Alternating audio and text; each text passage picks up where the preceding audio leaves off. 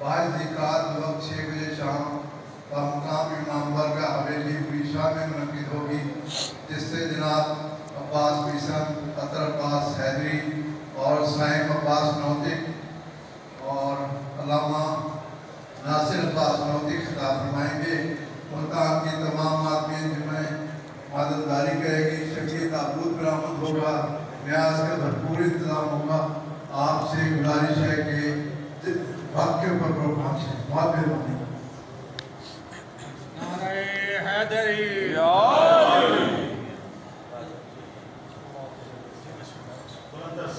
اللہم صلی علی محمد وآل محمد۔ اعوذ باللہ من الشیطان الرجیم، بسم اللہ الرحمن الرحیم۔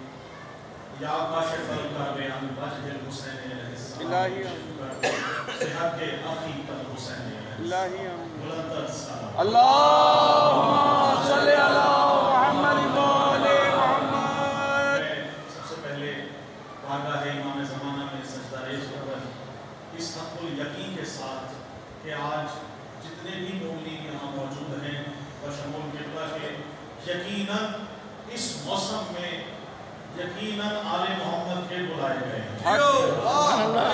یہ اس میں وہی آتا ہے جو آل محمد سے ہو کرتا ہے۔ اچھے میرا مقام نہیں کہ میں زیادہ بھائی کے بات پڑھ سکوں، لیکن یہ ہمارا پڑھنا، ہمارا حاضری کا شرف، یہ جو اس جہاں آل محمد کی امام زمانہ علیہ السلام کی بارگاہ میں جائے گی تو یقیناً میرا بھی نام اس میں شامل ہو جائے گا۔ میرے لیے یہ اعزاز ہے کہ آپ فرمائیں گے ماشاءاللہ، میں آپ کو یہاں میرے لیے بہت بڑا یہ اعزاز بھی کہ آپ کو اپنے کلام جو ہے وہ سنانے کا مجھے بہت حاصل ہو رہا ہے۔ کوئی جوہر شاعری کے دکھانا ہرگز مقصود نہیں، صرف 2 کلام پیش کرتے ہوئے اور قبلہ کی عظمت پر کروں گا۔ 5 منٹ سے زیادہ انشاءاللہ آپ کی حاضر نہیں ہوگی۔ بلند الصلوات۔ اللہم صلی علی محمد وآل محمد۔ قبلہ میں اکثر کہا کرتا ہوں، جہاں جہاں کسی کا اس دنیا سے گزر جاتا ہے تو ہم کہتے ہیں سپرد خاک کر دیا گیا۔ میں ہمیشہ کہا کرتا ہوں کہ میں وہ بتاؤں گا کہ علی والے مرنے کے بعد کہاں ہے۔ واہ بھائی واہ واہ بھائی۔ بسم اللہ ایک شعر سے آپ سبھی سنتے رہیں گے کہ سپرد خاک علی والے ہو نہیں سکتے۔ سپرد خاک علی والے ہو نہیں سکتے، لحد میں ہم تو علی کے سپرد ہو۔ واہ واہ واہ واہ۔ یا علی حق دائمہ، واہ واہ۔ آل محمد کا فضائل کا سننے کا، اور کہا جاتا ہے کہ مرنے کے بعد آل محمد چلے لحد میں تو علی کے سپرد ہو گئے، آگے کہاں گئے تو آگے کی منزل بھی بتاؤں۔ جی آپ سب کی نظر سنیے گا بہترین کس طرح سے ہے کہ حیدر کے ملنگوں کا پتہ پوچھنے والوں، حیدر کے ملنگوں کا پتہ پوچھنے والوں، مومن تو فقط خود کی وادی میں ملے۔ حق حق۔ حیدر کے ملنگوں کا پتہ پوچھنے والوں، مومن تو فقط خود کی وادی میں ملیں گے، اور سونپا تھا لحد کو جنہیں تلقین سنا کر محشر میں وہی وادی ہادی میں ملیں گے۔